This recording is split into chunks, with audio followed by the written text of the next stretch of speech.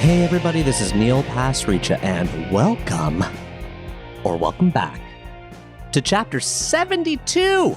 72 already, guys, of 3 books. Yes, we are the only podcast in the world by and for book lovers, writers, makers, sellers, and librarians. We're the only podcast in the world that we know of publishing on the exact minute of every single new moon and every single full moon from March 31st, 2018, all the way up to September 1st, 2031 for 333 straight chapters, 1,000 formative books total. We believe that books change lives, and that is why we are trying to suss out and find interesting, intriguing people and ask them which 3 books shaped yours. Like we did back in chapter 69 with Cheryl Strayed of Portland, Oregon, author of Wild, Tiny Beautiful Things. Beautiful conversation that we had with Cheryl Strayed. Or how about in chapter 70, where from Texas, Brené Brown called us up and we talked to her all about bell hooks, the beacon of Bell. Or most recently, chapter 71, the wonderful Shirley the nurse that I met in a gas station in Toronto who saved me from getting into some fisticuffs.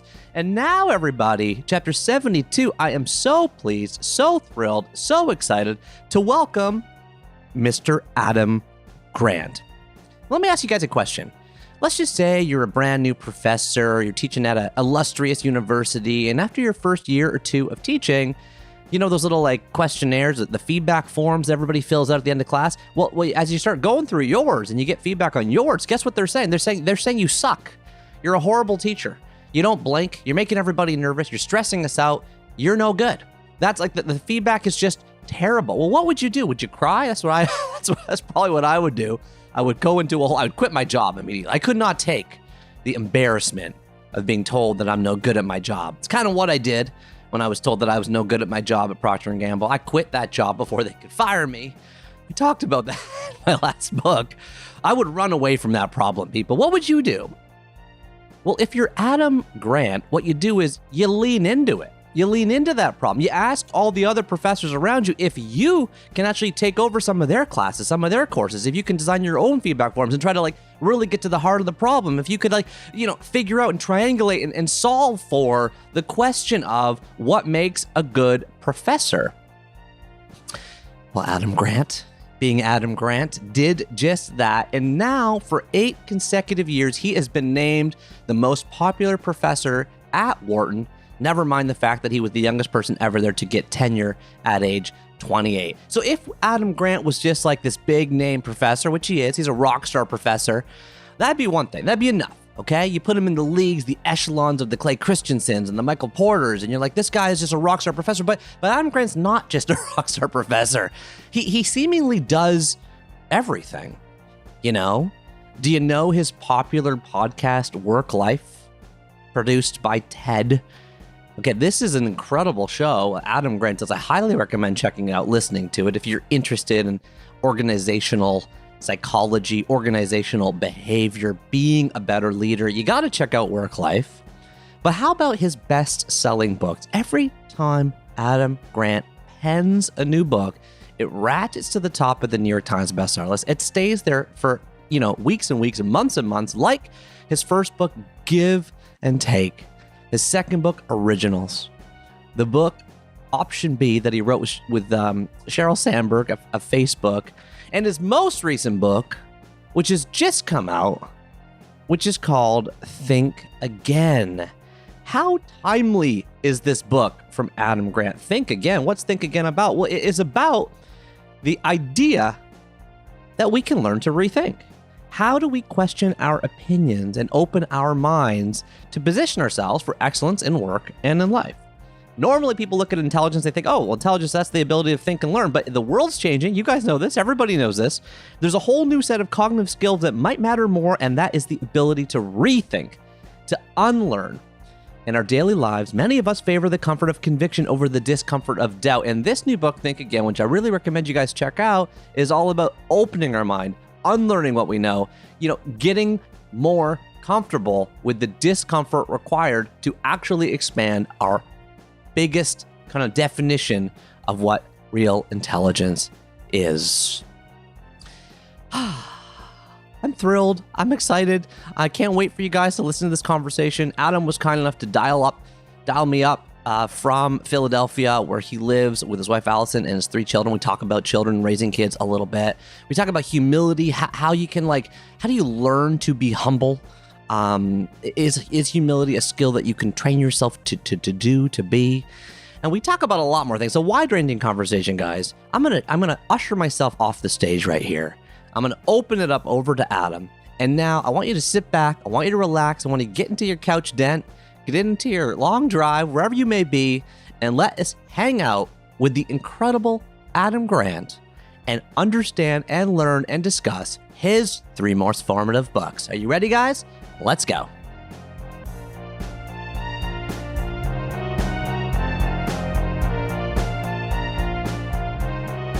Oh, hi, Adam.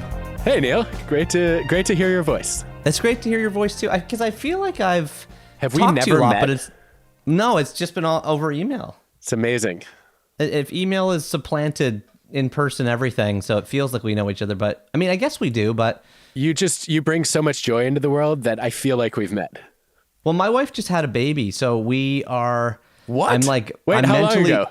Like, okay, 50 hours ago ish. Well, first, congratulations.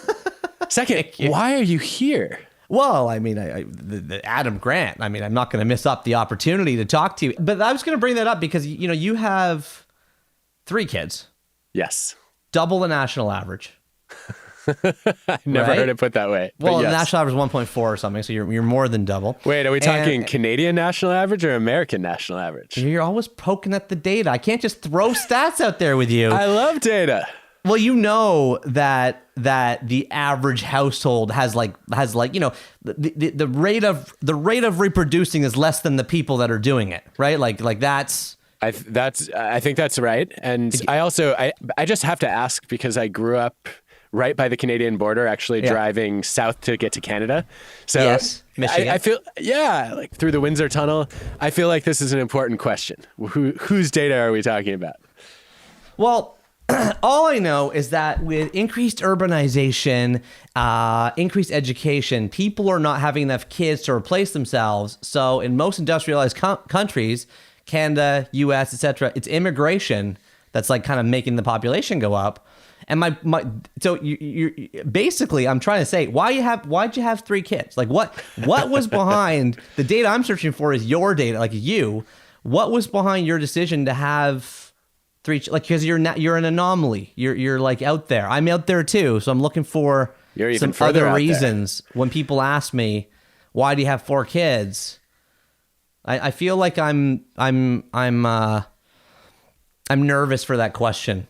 I'm going to get that question a lot. I'm already getting it a lot. So what do you say when you get asked that question?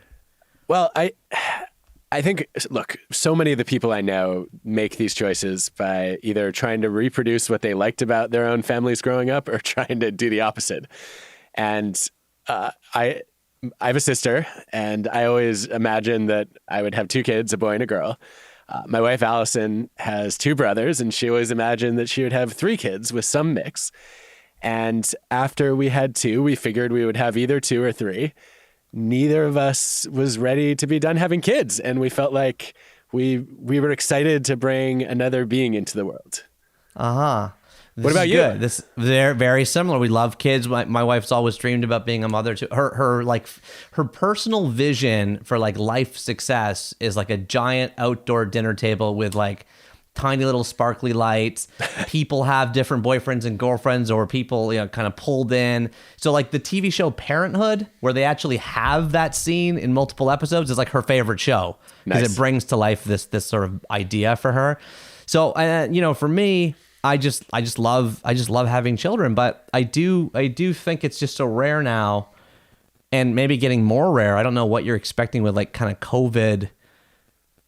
They say there's going to be a big bust on number of kids. And when I say you're going to ask me again, who says that? And I'm not going to know. So I guess it remains to be seen. I don't know either. But what I want to know is how you got past the 3 hurdle, because I felt like when we had 2 and we were expecting our 3rd, everyone I knew who had 3 kids said, "Ooh, you're going from person to person to zone defense. Yeah. And that has not at all been our experience. It's not the zone defense that's hard. It's combinatorics. Like when we had two girls, there could only ever be one fight happening at any given time. Right. Whereas with three kids, they can have three separate fights at the same time. Each pair can be at each other's throats. So you've lived that. Yeah. How in the world are you going to handle that with four? Well, I think partly what helps when you have three, if they are all the same sex, which ours were three boys, we have a middle child. So we got the middle child. We'll go for one more, then we won't have the middle child. You have, what is it, two girls and a boy? Yeah, and then what's your fourth? A boy. Wow. Yeah, so we've got four boys. Oh my gosh, amazing. And everyone says you got a hockey team, but they don't know that I have no athletic talent and I could not be any position. So our kids don't even know what a hockey stick looks like. They are just reading books on the couch.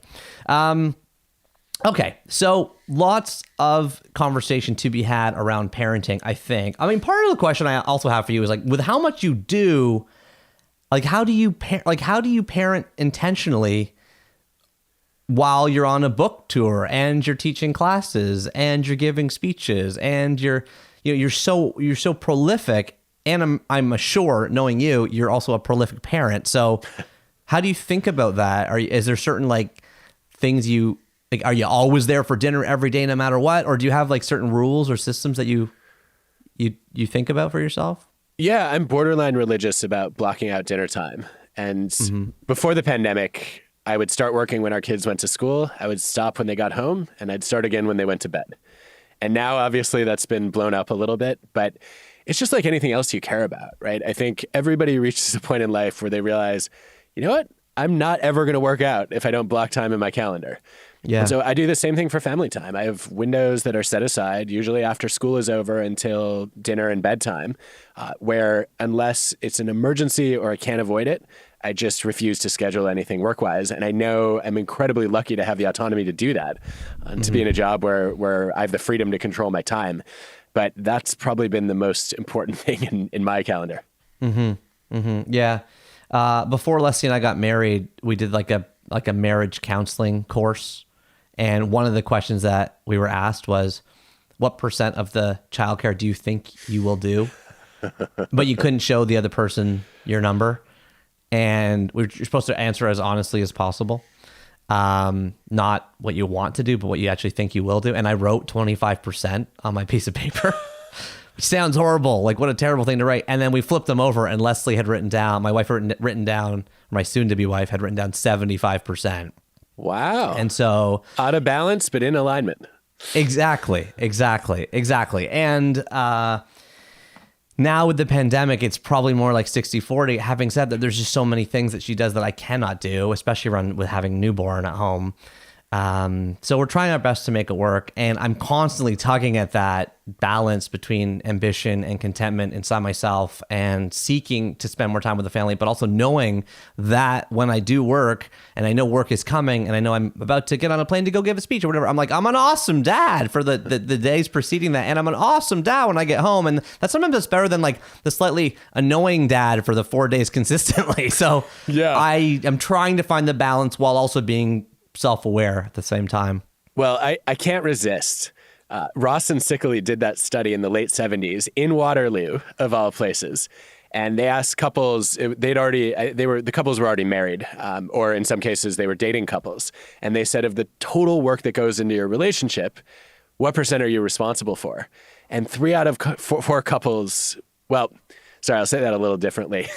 So both partners answered the question separately, estimated their own percentage of contribution, just like you and your wife did. And then they found that 3 out of 4 couples added up to over 100%. Right. So you are actually in better shape on that. And I don't know, this is maybe a little contrarian, but I don't think that we should be sharing all responsibilities equally. I think we should be sharing them equitably, right? I really enjoy What's the difference between equal and equitable? Well, equal is everyone does the same amount of everything. 50-50. Yeah. Right. Yeah. Equitable is saying, look, you might do more of one task and I might do more of another. And, you know, we see it in so many places. I really enjoy taking out the garbage. Allison enjoys cooking, right? So we divided those two. with schoolwork, it's not like we're each going to divide up the math help time and the biology help time evenly. Like Allison's a biology whiz. I never understood biology. I really like math. She's not as excited about it. So we each take one. Well, thanks, Adam. I really appreciate it. I'm so grateful to have you on 3 books. As you know, we exchanged emails on which 3 books were most formative to you. And as you also know, you were quite upset when one of the 3 books that you suggested originally was stolen by Mark Manson back in chapter 28 with number 921. I wonder if of the books I have piled on my desk in front of me, which are your 3 books as well as the book that Mark chose, you have a preference on where to start chronologically? No, I'm actually, I've rethought that in the spirit of what I've been thinking about lately. And I'm actually glad because I feel like I've talked a lot about Atlas Shrugged and the thoughts that it sparked for me and the points that I vehemently disagree with. And I don't think I've really talked about at least 2 of these 3 books at all publicly. Okay, so this is great. You spilled the beans that Atlas Shrugged by Ayn Rand was originally, this is over a year and a half ago, we were talking over email, one of your most formative books. However, upon reconsideration and the fact that I said it wasn't available, you've thought about it and you're like, yeah, let's talk about these other books, including The Westing Game by Ellen Raskin. Ellen lived from 1928 to 1984. The book was published in 1978 by Dutton. The cover, I'm looking at, I'm holding at it right now. It's a small black paperback. It says Puffin Modern Classics at the top, The Westing Game, in sort of a stencil font in circular writing around the cover. A little house built of dollar bills. It looks like $1,000 bills with fireworks erupting on top. It says winner of the Newbery Medal in small blue print. On the back, it says a bizarre chain of events begins when 16 unlikely people gather for the reading of Samuel W. Westing's will. And though no one knows why the eccentric, game-loving millionaire has chosen a virtual stranger and a possible murderer to inherit his vast fortune, one thing's for sure: Sam Westing may be dead, but that won't stop him from playing one last game. This is recommended to be read by kids age 10 and up. You can file it, if you're a Dewey Decimal head like I am, under 813.54 for 20th century American literature. Adam, please tell us about your relationship with The Westing Game by Ellen Raskin. I'm glad, Neil, that you picked The Westing Game first because it's the one I read first. I think I read it in 4th grade. And don't quote me on that because I have a vivid memory of it. It could be a little bit off, but I actually started rereading it recently with our 4th grade daughter. We haven't finished it yet. So some of my memories are a little fuzzy still on what happens. And I purposely didn't jump ahead because I didn't want to spoil the surprise for myself. But I remember the ending and I remember some of the key moments in between. I think it was pivotal for me for 2 reasons. One was I identified so strongly with Turtle Wexler, who I remember as this really nerdy girl who was extremely knowledgeable, and I think a lot of her peers didn't appreciate her knowledge, but she was also fearless about standing up for herself. And I remember her sometimes even kicking adults in the shins. Anytime anyone touches her hair, she kicks them in the shins. There you go. And I thought it was good boundary there. Well, yeah, I guess I don't know that I really thought this through at the time, but looking back, I felt like, okay, I was a dorky kid and I got picked on from time to time, and I really struggled to stand up for myself. And I loved the fact that she had the nerd factor, but she also was courageous. And you're reading it with your daughter, who's in 4th grade. The protagonist is female. I notice also, Adam, like, correct me if I'm wrong, you have like a really strong feminist streak. I think it's wonderful and beautiful about you. I actually searched your Twitter account from the beginning for your most popular tweets you've ever said. And the top 2 are both feminist oriented. In June 6, 2016, you wrote, after the hashtag Stanford victim trial, there seems to be some confusion about what causes rape. This is the real cause. And it's a pie chart with a giant blue circle. Short skirts in orange, alcohol in yellow, flirty behavior in dark blue, walking alone in green, and television in pink are all 0%, and rapists is the entire pie. On September 8th, 2018, you wrote, when a man argues with an umpire, it's passion. When a woman does it, it's a meltdown. When a black woman does it, it's a penalty. Hashtag double standards. Hashtag US Open. Hashtag Serena Williams. You're raising girls to become women. You're married to a woman. You have just also put online your strong objection to a recent Wall Street Journal editorial, where somebody, I can't remember who wrote it, said that we shouldn't call Dr. Jill Biden doctor.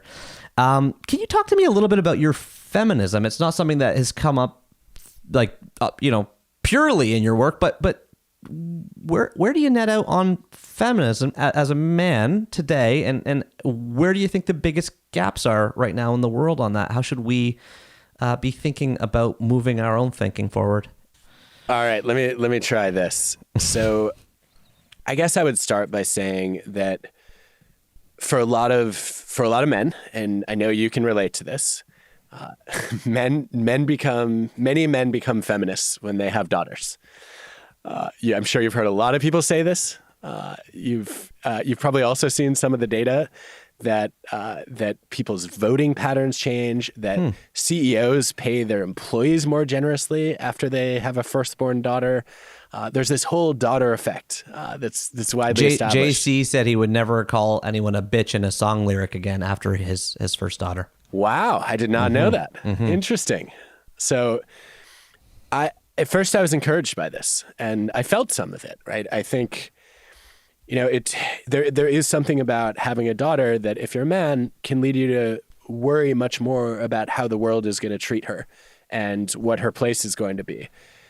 I also just got fed up with this effect, though. You couldn't care about your wife or your mom or your sister or any other woman you ever met. What is going on there? Yeah, and it's like, why would it take that to change your mind? It's really sad. Now every time I hear a man say, well, as a father of daughters, I just want to say back, well, what about as a human being? But yeah, I guess to directly answer your question, I would say I naively believed when I became an organizational psychologist that a lot of the data we saw on gender differences, on the barriers that consistently held women back from leadership opportunities, that led them to get less credit for being givers, that allowed men to get away with being takers without being punished. There was all this work on gender stereotypes there. I was extremely naive in believing that, that was 20th century. And in the 21st century, clearly we've arrived at a place where we evaluate people on their contribution, not on the demographic group that they happen to belong to. And I could not have been more wrong. And one of the moments that really solidified it for me was my own data. When I reanalyzed a decade of my data on generosity and saw that men who didn't help were allowed to do it. Don't worry, he's supposed to be ambitious and results oriented. We don't expect him to care about others. And men who did help got this big bonus. What a good guy. And women who didn't help got penalized because they were violating stereotypes of being caring and communal. And women who said no women who said yes were essentially taken for granted because she's caring. She wants to help. And I just saw this pattern over and over again in my data, and I was horrified and decided that it was my responsibility as a social scientist and also as a human being to try to change that dynamic. But now let's just zoom up a level and say you were in charge of government, or you were a president, or you were in charge of a company. Like, structurally, one off the top of my, what would you change? One off the top of my head, just as a Canadian, is in Canada, mat leave is a year, right? Canada's mat leave is a year. And the US, it's 6 weeks or 12 weeks or something like that. So I always just see that as this glaring anomaly that sticks out to me. But is there anything else sort of structurally that you see as sort of low hanging fruit on misogyny? Yeah, I think there's a lot of low hanging fruit in workplaces. The first thing I would say is, when we're considering people for jobs and promotions, we often just start by evaluating the candidates. And, it's too easy to find a reason not to bet on someone who doesn't look like or remind you of who's been in that role before. And we find that one of the simplest ways to give women the opportunities that they deserve is to identify your criteria before you evaluate the candidates. Oh. So, let's take an example. I'll use an American example. There's widespread consensus among historians, political scientists, and citizens that the greatest American president was Abraham Lincoln. So when we go to vote for president, what we should be doing is making a list of the qualities that made Lincoln great, and then vetting our candidates on those qualities, right, to gauge their competence and their character. And what we see in Lincoln very clearly is extraordinary generosity, humility. We see, unusual levels of grit, and we can make a very long list. We see also open-mindedness, right? Building his team of rivals. Yeah. And aside from policy positions, we ought to be looking at candidates through that lens, and we should be doing the same thing in companies, right? To say, okay, what is it that makes a leader? There's some work actually that was published recently on the qualities that actually asked thousands of companies to identify the qualities that they're looking for in a leader. And then they went and rated men and women on it, on each of the qualities. And of the 19, women outscored men on 17 on average. Now, that's not to say, Neil, that I think that women are inherently superior at leadership, right? But we know that on average, in order to have a shot at those positions, because of the biases that exist in so many cultures, women have had to be that much better. So I think that we ought to be really clear about the qualifications and the character traits and strengths that we're looking for. And that could be a big step in the right direction. Yeah. Yeah. Thank you. Thanks for taking us into that a little bit and just identifying some, a simple thing that could be done. Turtle Wexler also strikes me as a humble character in a way. We talked about, we mentioned her earlier, and I know you're not going to go forward, and you're saving the book kind of as you read it, so I don't want to talk too much about the ending. But I've heard you described as humble all the time. In fact, everyone always talks about you being humble. You were on Armchair Expert with Dax and Monica 2019, and Dax says you're an all-American diver, and you said yeah I made some list somewhere. And I thought, that's interesting. The definition of humility is a modest or low view of one's own importance. And of course, as I always do, I think about this in terms of myself. I was like, well, people say this about me too, but I don't actually think I'm humble. Why do I have a podcast with my voice on it, and vice versa? And we put books out with our names on it and our faces on it with these bios. I'm like, do you think of yourself as humble, or have you learned the skills of humility, and which I think I have? I mean, I think that's what I'm actually doing. How do you think about humility really? And is there things we can learn to be more humble if we aren't like I am? Yeah, two thoughts. First one is, I don't think it's my place to judge. I think humility is a perception that exists in the eye of the beholder. So in the same way that I wouldn't claim to be a giver, right? I would say I aspire to be one. Humility is one of my values, but whether I succeed in living by it is something that only the people who interact with me can weigh in on. The second thing I would say is, I think the definition of humility that you gave, which a lot of people subscribe to, is not a helpful one. When I think about humility, I think about the Latin roots, which roughly, my understanding is, they translate to from the earth. And so I think about humility as being grounded. It's not having a low opinion of yourself. It's not lacking confidence. It's not being, sort of painfully self-effacing. It's recognizing that you're human and flawed and fallible, and that you can learn something from everyone you meet, and that other people have strengths where you have weaknesses. And by that definition of humility, that doesn't compromise your ability to champion your ideas or write books, right? In fact, you might put your ideas out there because you recognize that that's one of the ways to learn from other people. That you get to have all these interesting conversations with fascinating people, right? And that actually enriches your own knowledge. Yeah, that's why I do the podcast.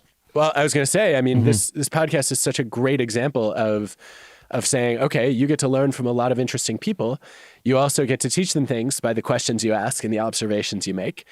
And I think, yeah, I actually, you know this already, but I read about this a little in Think Again, that we shouldn't see confidence and humility as opposite ends of a seesaw. They're actually most powerful in combination. And confident humility is saying, look, I believe I have the ability to do something worthwhile, but I don't know if I have the knowledge and skills right now to accomplish what I'm hoping to. And that's why I have to stay open to learning. And that's why I have to recognize all my limitations and then do whatever I can to try to overcome those limitations.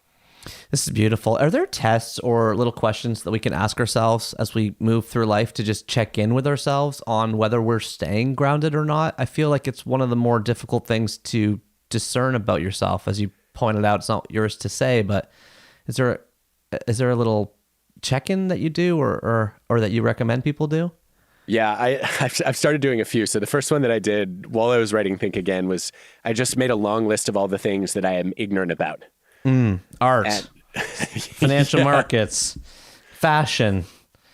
Sorry, I'm only saying that because you said them in the book. Wow, you read very carefully. Yeah, I mean, how many times have you been in a conversation and somebody brings up something you don't know a lot about and you try to sound like you know what you're talking about? I don't want to be that person. And so I decided, okay, when I write this book, I'm just, one, as an illustration of what I'm talking about, but two, as a way of making it clear that if you bring up art, I am not going to have anything insightful at all to say. That was helpful. And then the other thing I've started to do is I've started to keep a list of, it's a weekly list of times I was wrong. Oh, interesting. A weekly list of times I was wrong. So what do you do? Like a little iPhone notes or something? It's usually in a Word document, and the goal Need is some real long prose on this thing. Well, no, the goal is for the list to grow, but for me to not be wrong the same way twice. It's a great practice because it leads to massive self-improvement so quickly as you are forced to crystallize these behaviors onto a document, which you don't have to share with anybody. You probably wouldn't share with anybody. I guess I do something similar because I open my days with what I call 2-minute mornings, and the very first prompt on the 2-minute mornings is I will let go of, and then I have I am grateful for, and I will focus on. And so I will let go of often is, the nasty email I sent at 10:45 p.m. that I shouldn't have sent. There you go. That is kind of like something I didn't, I was wrong about. That's a great practice. I love the idea of letting go of something because it in part, it gives you permission to let go of opinions that you were attached to yesterday. There is a white paper published in Science magazine by Dr. Brassen, Brassen, and her colleagues saying that if you can crystallize and eject these regrets from your life, you live life with more contentment as you get older. I did not know that, but yes. I find it totally plausible. Well, also the fact that almost every major world religion has confession as part of its religious practice, not just the Catholic confession chamber, bless me, Father, but Buddhism, Mormonism, Judaism, Islam, most world religions have some form of confession built in. Adam, can we go on to your second book now? Yeah, before we do though, I want to say one other thing about the Weston game. Please. Which is, I think it's the first time I ever experienced the thrill of a reveal. Ah, yes. And that, go ahead. You can spoiler alert. Go ahead. You can say the reveal. No. I'm not going to say it actually, because I think all your listeners should read it and experience it for themselves. But there is a phenomenal twist in that book, and not just one, right? It's multi-layered, and I think it was for me. In some ways, it was actually when I first got curious about rethinking, and I didn't think about that when I was 9 years old. Yeah, but it completely reframed the entire story when I learned what the ending was. And then I read it immediately again because I wanted to see what all the clues were that were planted. And that was the beginning of my love of mysteries. It was also, to connect a couple dots here, part of why I became an M. Night Shyamalan fan. Right. Because he has so many great twists and reveals in his movies. Of course. And I think that for me is a great, it's one of the best parts of being a social scientist is how often the data take a surprising turn. And then the challenge is, in writing and speaking and podcasting, to tell the story in such a way that there's a delightful surprise as opposed to an obvious conclusion or a threatening surprise. Right. Yes.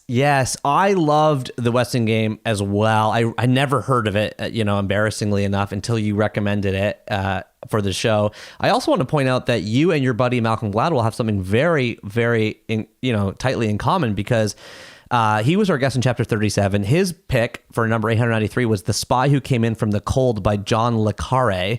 And when I talked to him about that book, he said it was for those exact same reasons that you just described for The Weston Game. And of course, I mentioned this because I know you guys are tight, but also your writing, your writing in both of your books does that same thing for the nonfiction reader, right? It has these like little counterintuitive reveals, and it makes it so gripping to read. So you're reading a nonfiction, but kind of like a mystery, which I just wanted to point that out so you knew you had one more thing in common with him. Well, thank you for the compliment. It's one that I will strive to earn. The number 2 book on your 3 most formative books is The Hitchhiker's Guide to the Galaxy by Douglas Adams, published in 1979 by Pan Books. Douglas Adams was born in Cambridge, England in 1952, lived to only 2001, sadly. He died in Monticello, California. This book began as a 1978 BBC comedy radio series before turning into a quote-unquote trilogy of, 5 books, selling over 15 million copies. The paperback I'm holding in my hand says The Hitchhiker's Guide to the Galaxy in like a big white serif font in a sort of a robin's egg blue square. There's 4 different images in the corners of the books, which are barely discernible. Like one's like the head of a yellow fish, one's like the corner of a red and white checkered flag, one's like some sort of spaceship shooting up to the sky. The back says, one Thursday lunchtime, the Earth gets unexpectedly demolished to make way for a new hyperspace bypass. For Arthur Dent, who has only just had his house demolished that morning, this seems already to be more than he can cope with. Sadly, however, the weekend has only just begun, and the galaxy is a very strange and startling place.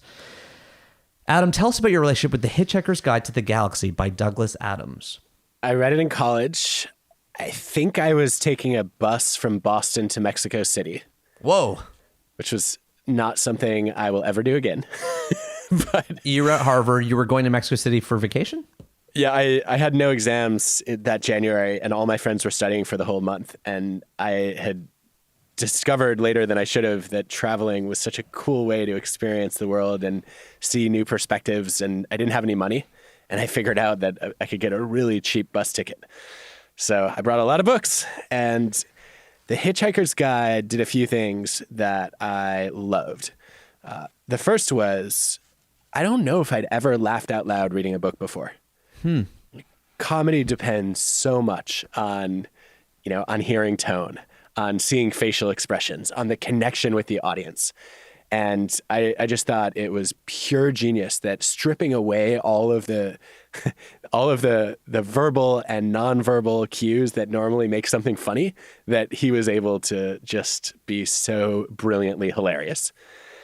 The second thing that really struck me about the book was, it was a sci-fi book, right? Or a series of sci-fi stories. Mm-hmm. And as a sci-fi nerd, I was excited to dig into it.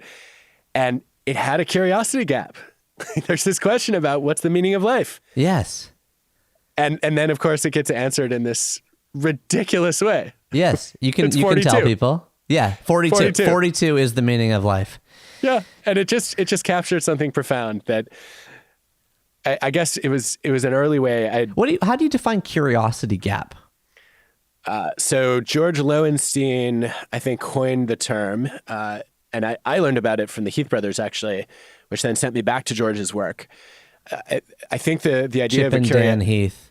Exactly. Mm-hmm. The idea of a curiosity gap is it's almost supposed to feel like an itch that you really need to scratch, that there's a space between what you currently know and what you want to know, which usually comes from a puzzle or a mystery or a question. Right. And I was a psychology major by then, and I was really trying to figure out what the meaning of life was and what my purpose was going to be. And the irony of saying, you know what, we have a precise answer. It's been calculated. It's 42. In addition to being funny, it reminded me that it's the process of asking that question that matters, not the answer you land at. Interesting. This is because I was kind of going to pick away at that 42 point to you. I read this and loved it when I was probably around the same age, actually. And so I just I didn't reread it right now, but I sort of revisited it. I read a few pages here and there. I read the beginning, I read the ending. I kind of did one of those like half an hour versions of it to kind of reconnect with my former self inside the book. But did you get further down that thinking? So you were a psychology major, you're at Harvard, you're on a bus, you're going to Mexico City. The absurdism of this book is that the meaning of life is 42. Now, where did you go from then to now? You're almost 40 years old. You've had a couple more decades under your belt. You've had a chance to explore that curiosity gap. Where did you go from there? How do you think about that big, huge question today? Well, I think the only way that I've really gotten any clarity on that at all is to say, look, let me think about this like a social scientist. Let me find out, how do other people think about the meaning of life? And I actually started not long after finishing the Hitchhiker's Guide. I started grad school. I'm studying organizational psychology. And I start reading all this research about what makes work and life meaningful. And lo and behold, it seems that the most consistent answer is having a positive impact on other people. Mm-hmm. And it clicks for me that most people in most countries they basically say, look, what makes my life meaningful is making other people's lives meaningful. And I thought, okay, that's kind of recursive, though. It is. I like it. It provides some borders, but it feels a bit pat, don't you think? Like, I mean, not that I'm arguing it. Obviously, you've done the research and you've read the research, and I haven't. But if everyone's meaning of life is largely to create meaning in other people, then, I mean, isn't that kind of like saying there is no meaning of life, and therefore you have to create your own, and the best way to create your own in terms of self-fulfillment is to do things for other people? Like, maybe. Am I going down the right path there, or? I don't think there is a right path here. Yeah. I think, no, I don't have a problem with anything you just said. In fact, I think I agree with it, which I would just say that it's really hard to live a meaningful life in a vacuum. Right? We define what matters in reference to the people who are important to us. Mm-hmm. And I think there's some real tragedies that take place when we do that. I think of, for example, the Emily Dickinson line that the soul selects her own society and then closes the door. Or maybe it's the soul selects her own society and then shuts the door. What does that mean? I think that captures for me so much of the tribalism that exists in the world right now, that people choose their in-group. They decide who they care about. It might be their family, some close friends, some colleagues, some neighbors, and then they decide not to care about anyone else. And meaning in their lives comes from, kind of contributing to that inner circle. And I understand that some of that makes sense from the standpoint of building community. And it's really hard to have a community that extends to wider circles of concern. Mm-hmm. But I also think that if we all were a little bit more open to thinking about meaning coming from helping people outside of our own tribe, outside of our own inner circle, we would probably have fewer problems in the world. Yeah. I mean, the place I go to in my brain and with the stuff I do in my thinking and my writing is a little bit more selfish, probably, but not in a negative way. The idea, I call it intentional living. I don't think there is a defined purpose of life, but I do think you have to live your life with the conscious awareness of its short, finite nature. And if you only have 30,000 days, how do you make sure that you are your best, most intentional, most grounded self? And then I have a kind of point that when you do that, you are there for better energy for other people. You're a better mom, you're a better dad, you're a better brother, you're a better daughter, you're better at being there for everybody else when you prioritize yourself first. So my stuff goes towards a little bit more selfish motives, I think, but in a larger service. I don't think that's selfish. I think we all have a responsibility to engage in self-care. Yeah. And if you don't take care of yourself and prioritize yourself along with others, then you end up self-sacrificing, which, at least in all the evidence I'm familiar with, is a great recipe for burnout. Do you think there's a dosage at which ambition is dangerous? And how do you think about that dosage in your own life? And I'm asking very selfishly, because I have a very high ambitious streak. And I think I sometimes get into dangerous territory on it. And I wonder how you think about that threshold for yourself, if there is a dangerous dosage, and how do you know when you're getting close to that? It's an interesting question. I would take an Aristotelian perspective on it and say that, for Aristotle, virtue was the mean between deficiency and excess. And so, he would say, well, being proud of your achievements could be considered a virtue. And if you have too much of that, you're vain. And if you have too little of it, you're meek. Mm-hmm. And I think there's probably a healthy ambition that you could plot somewhere between,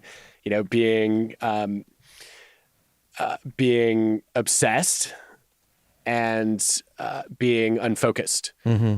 or not caring. Yeah, or being too calculating, Mm-hmm. or versus apathetic. Mm-hmm. Right? I think there's a whole bunch of ways we could break that down. But my thinking on this has evolved a little bit, and I think one of the things that Aristotle was really encouraging us to do was to recognize that if you max out on one virtue, you're going to end up out of balance. And the best way to make sure that you don't end up becoming too much of any one virtue is to have multiple virtues that you try to pursue. Yeah. And so I think if I take that perspective, I would say there's no such thing as being too ambitious, in the sense that it's not a bad thing to be more driven or more achievement motivated than other people or than you were yesterday. That could become dangerous if it doesn't go hand in hand with caring for others and with integrity. I think anybody who expects to find balance in a day is probably kidding themselves. I feel like, I'm sure you've had this experience too. Most of the highly accomplished people I know, if you look at any given day in their calendar, it's way out of balance. Yes. They have one day that's all work. They have another day that's completely family. Yeah. And what they're going for is not balance, but rhythm. There's a good way to put it. Yeah, rhythm, not balance. Yeah, and zooming up to see a bigger picture. Exactly. I've got different verses in a song, and I'm playing the work tune right now, and then tomorrow I'm going to play the family tune. I love that. Thank you. That's a great metaphor, Adam. Well, listen, let's go on to your third and final book. I am delighted to announce that it is indeed Tuesdays with Maury by the one and only Mitch Albom, our guest back in chapter 15 of 3 books. This book is the #1 best-selling memoir of all time. It was published in 1997 by Doubleday. The cover is like this cream color with a lowercase serif font in blue saying Tuesdays with right on top of a big red Maury. The subtitle is An Old Man, a Young Man, and Life's Greatest Lesson. In 1995, Mitch Albom was a successful sports columnist for the Detroit Free Press, and he saw his former sociology professor on Nightline. Maury was at that time dying of ALS, and Mitch reached out to him, visiting him every Tuesday, turning a newly rekindled relationship into one final class on lessons of how to live. Mitch Albom, born in 1958 in New Jersey, USA, is currently alive today and well, age 62 in Detroit, Michigan. File this one under 378.12 for social sciences, education, teaching staff. Adam, please tell us about your relationship with Tuesdays with Maury by Mitch Albom.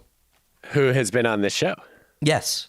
Chapter 15. He was our guest. I flew down to Detroit for it. He ran into the room like a road runner late. He had just done like a ribbon cutting ceremony for a new orphanage. His show, the Mitch Albom radio show, had already started. So he was supposed to be on the air. We squeezed in the interview and then he ran out. And it was like, again, on this topic of ambition versus contentment, which is some of the themes of this book. But enough about me and Mitch. Tell us about your relationship with the book. Well, it was an easy choice because I grew up in the Detroit suburbs as a huge sports fan, and Mitch Albom was my favorite writer.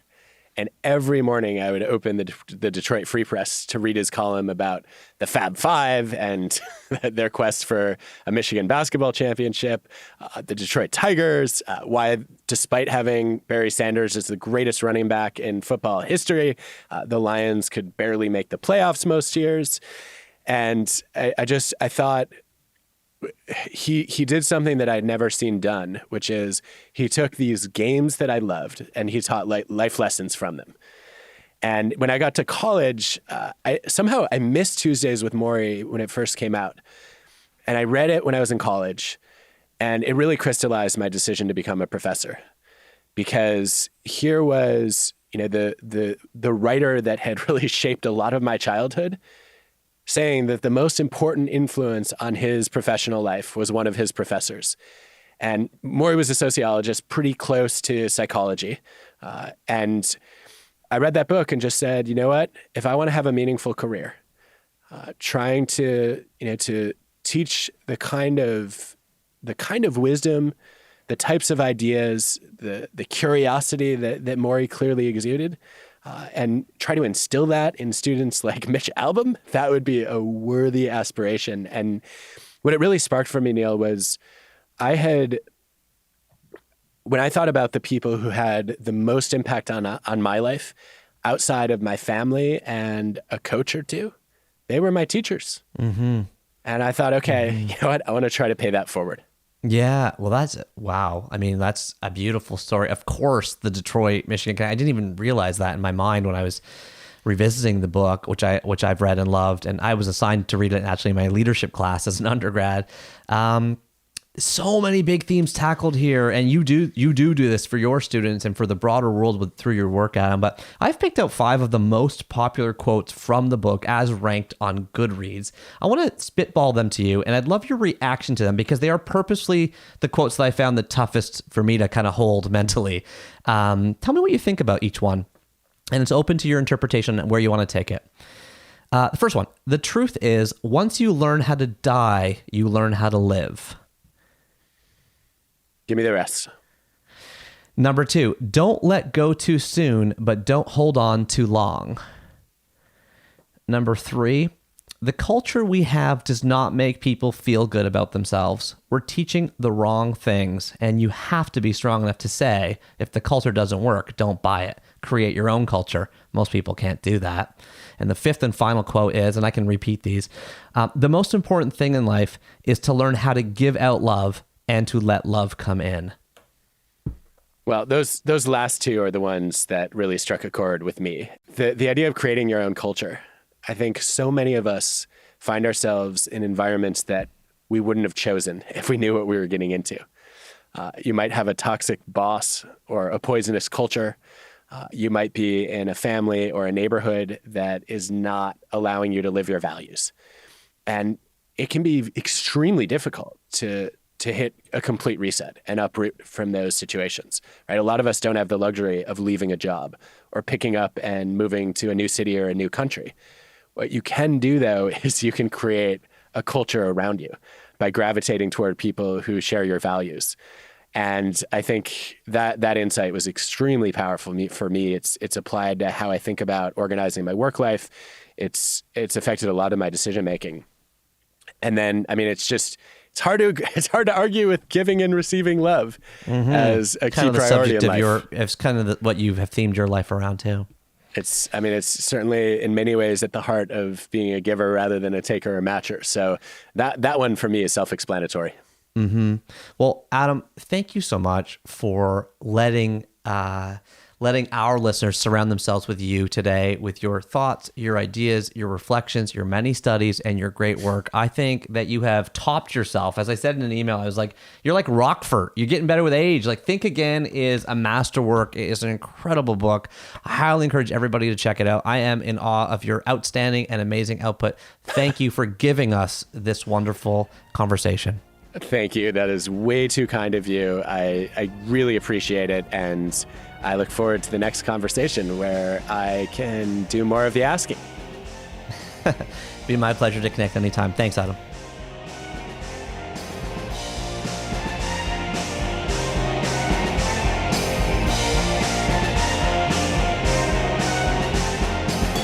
Hey, everybody. It is just me, Neil again, hanging out in my basement.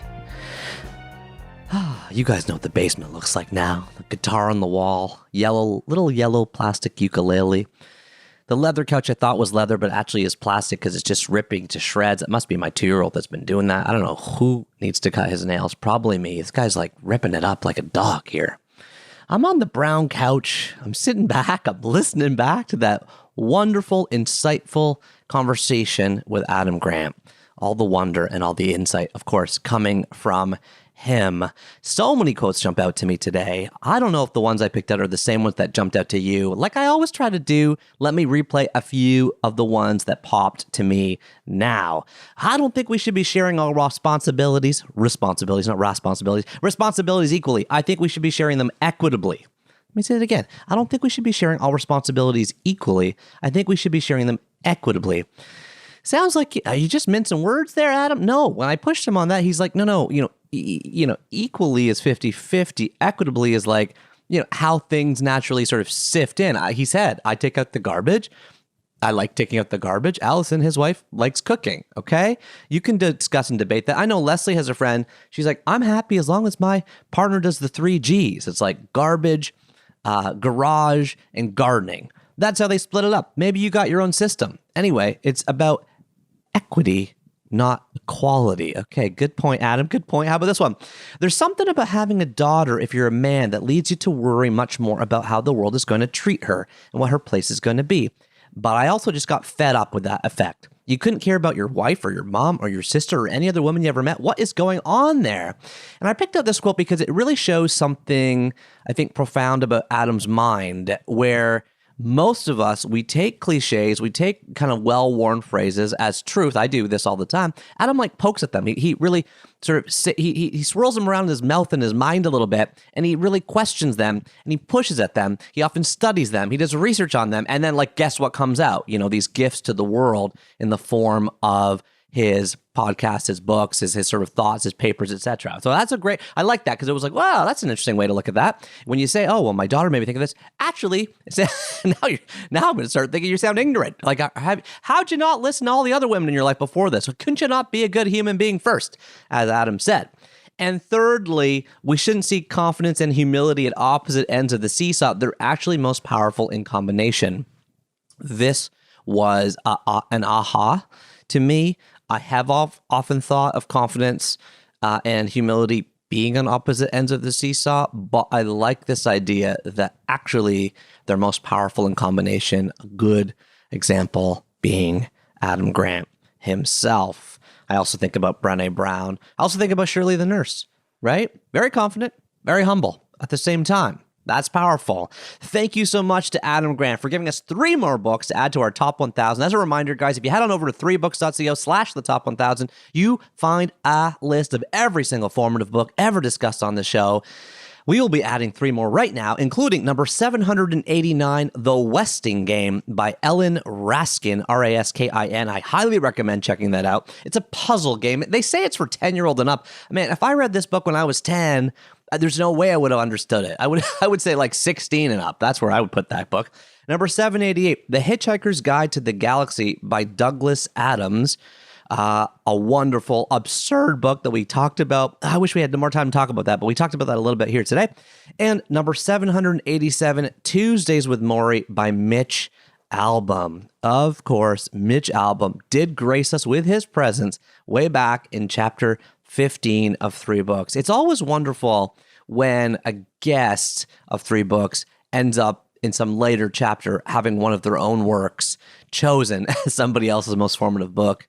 That's about to happen again with Mr. David Sedaris. That's going to happen maybe in a few months with David Sedaris. I already know somebody's picking a David Sedaris book. I won't tell you who, and I haven't even interviewed them yet, but I just want to give you that tease. Okay, and you know what? I think we should add an asterisk to Atlas Shrugged by Ayn Rand. Originally chosen back in chapter 28 by Mark Manson, author of The Subtle Art of Not Giving a Fuck. Adam has told me in email a few times that was very formative to him. He was quite disappointed when I told him Mark Manson had picked it. I know today he said, hey, I get that that's, maybe upon reflection it's not, but we did talk about it. He did tell me that. I'm gonna throw the asterisk on there for now.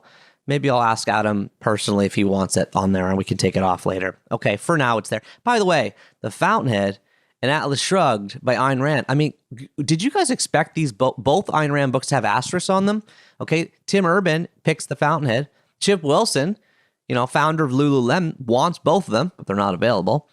Adam wanted this one. Mark Manson got Atlas Shrugged. Guys, what's up with all the Ayn Rand love? You know, the thing about formative is it's not necessarily who you are today. It's what helps shape your values, what helps shape your ideals, what helps shape your thinking, what helps change your direction. And I think for a lot of people, and I will put myself in this camp, Ayn Rand did that. I read The Fountainhead when I was 13, 14 years old, and it had a huge effect on me. I reread that book. I gave it out to friends. You know, I thought of myself, I'm an objectivist. You know, I really got deep into her world. And maybe it just has that kind of power when you're at that shape of your life. I don't know. I don't know what it is.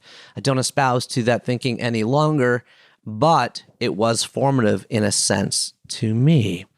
No, it's not one of my 3 most formative books. And yes, I will be revealing those much, much later on the show. Okay. Can we close things off now by saying a big, big thank you to Adam Grant for pulling this off. Normally, people of Adam Grant's stature, I want to just tell you guys this, they're surrounded, right, by publicists, by managers, by booking agents, by executive assistants. Not so with Adam Grant. Adam Grant is a one-man Adam Grant machine. You email him, boom, he writes back right away. He schedules it right away. In this situation, we actually had a problem with the recording. So he recorded it on his side. He sent me the audio. Like, this guy is just so... you fall in love with him when you talk to him, when you hang out with him. Thank you, Adam, for doing this show. And thank you to all of you for listening. And now, are you still here? Did you hit stop? If you didn't hit stop, if you're still here, welcome back to the End of the Podcast Club. Yes, this is one of 3 clubs that we have for 3 Books listeners, including the Cover to Cover Club. That's people listen to every single chapter of the show, and the Secret Club, which I can't tell you more about, other than you got to call our phone number for clues. What's our phone number? It's 1-833-READ-A-LOT, and let's start the End of the Podcast Club, as we always do, by going to the phones. Hi, Neil. It's Frida from Sydney, Australia. Thank you for your podcast. I love the curiosity and compassion and open-mindedness you bring to it.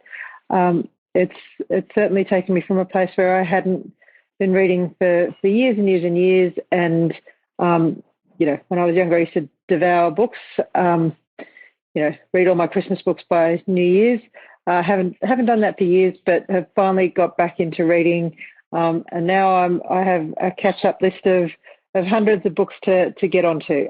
We'd love to see you in Sydney one day, maybe in a day when we can all travel again. Thank you again for all you do. Goodbye.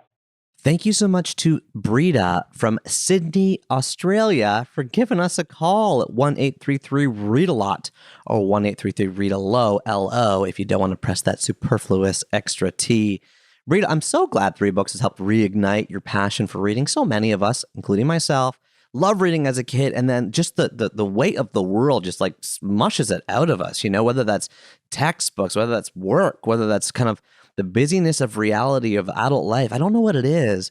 I know for me, I wrote that article years ago called 8 Ways to Read a Lot More Books, and the virality of that made me realize that, it's not just me.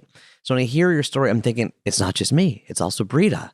It's not just Brita. It's probably most people Brita knows and most people that Neil knows. And I think a lot of you guys listening right now can relate to this. We lost our love of reading. We find it again. And now we feel like we are kids in candy stores with so many books and our to-be-read pile. Getting more comfortable at letting that muscle grow inside us that is okay with that. Okay with having so many more books to read than you ever will, but just loving the fact that you get to sit there feeling like a kid in a candy store. Not saying I have to read, but I get to read and enjoying the pleasure of it. I hope we get to meet in Sydney, Australia one day. I have been down to Sydney once before. I went down there for a friend's wedding about a decade ago. He planned his wedding around the New Year's, so we got to go see the fireworks in Sydney Harbor over the Opera House. We went up to the beach, Newcastle, am I saying that right? An hour north, Gold Coast, afterwards with some friends from school. It was just a beautiful, lovely time. I love Australians. I also love Kiwis, spent some time in New Zealand. I would love to get back there to your COVID-free zone. I just wrote an awesome thing on telling everyone you're going to move to Australia. Side note, if you want my daily pandemic awesome thing, you can sign up at neil.blog. I've been doing that every single day since the pandemic began. I don't often talk about that on the show, but I'm writing that email for myself every single day. One awesome thing every day. Brita, thank you for the love from down under. Okay, and now it is time for the letter of the chapter. And you know what? Let's stick with the Australian theme and let's grab this letter from iTunes in Australia. It comes from Thump777. He or she or they say, late to the party, 5 stars. What is not to like about this podcast? I found 3 books after hearing Neil chat with Ali Ward on ologies, hence my late arrival. It's a wonderful conversation with people who love books. I didn't think I could enjoy books any more than I already do, but Neil has added another level to my passion. In just 5 episodes, I've added several books and authors to my TBR list, and I will be sharing my new discovery with my book club. Thank you. Well, thank you, Thump777. You and Brita both can drop me a line with your full mailing address, and I will send you a signed copy of any of my books. That's what I do with every single letter or voicemail read on the show as my way of saying thanks. What's the best way to leave a letter?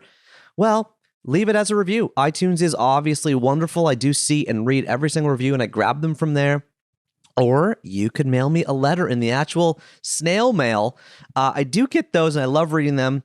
My address is at the bottom of every single one of my emails. Okay, we've done the voicemail, we've done the letter, and now it is time for the word of, you know what, guys? One thing, I gotta say one thing. Before I get into the word of the chapter, I want to tell you that at the beginning of this conversation with Adam Grant, he was like, oh yeah, well, where'd you get that data from? Where'd you get that data from on the average household has 1.4 kids, and I couldn't place it, and I felt like an idiot. Well, did you guys know that there is something called fertility rate? There is fertility rate, and the U.S. fertility rate is 1.77 births per woman. Okay, that is the U.S. data. It comes from the World Bank as of 2018. That's the most recent data. And in Canada, because he asked me about Canada, the same data from the same World Bank, same 2018, is 1.5. Probably why 1.4 was stuck in my head. Okay, it is declining in both countries according to the graphs and the stats. All you have to do is type in the country name and then fertility rate and then the year, and it pops right up. Okay, I wish I'd done that live, but I wanted to let you guys know I wasn't that far off. If you want to use fertility rate, maybe there's a better piece of data that we should be using. If so, give me a call, 1-833-READ-A-LOT, and let me know. Now, let's go back to Adam for the word of the chapter. And I loved the fact that she had the nerd factor. Yes, indeed, it is nerd. Nerd. Nerd. Nerd. According to Merriam-Webster, an unstylish, unattractive, or socially inept person. Especially one slavishly devoted to intellectual or academic pursuits. Well, according to Neil Pasricha, is an awesome person. A person like Adam Grant. I love nerds. I am a nerd. You are a nerd. Nerdism is to be celebrated. But where did this word come from? On an original search, I could not find an origin. A lot of people say the origin is unknown. It just began appearing in the 1950s. However, upon going deeper down the rabbit hole, guess where, guys, it came from? No one other than Dr. Seuss. Yes, Dr. Seuss, Theodore Gazelle, wrote a book in 1950 called If I Ran the Zoo. In that book, the narrator, Gerald McGrew, claims that he would collect a Nurgle, a nerd, and a seersucker too for his imaginary zoo. So the slang meaning of the term started dating in around 1951. That year, Newsweek magazine reported that the popular use of nerd was beginning to be used as a synonym for drip or square over in Detroit, Michigan specifically. In the early 60s, usage of the term had spread throughout the United States, even as far as Scotland. At some point, the word took on connotations of bookishness and social ineptitude.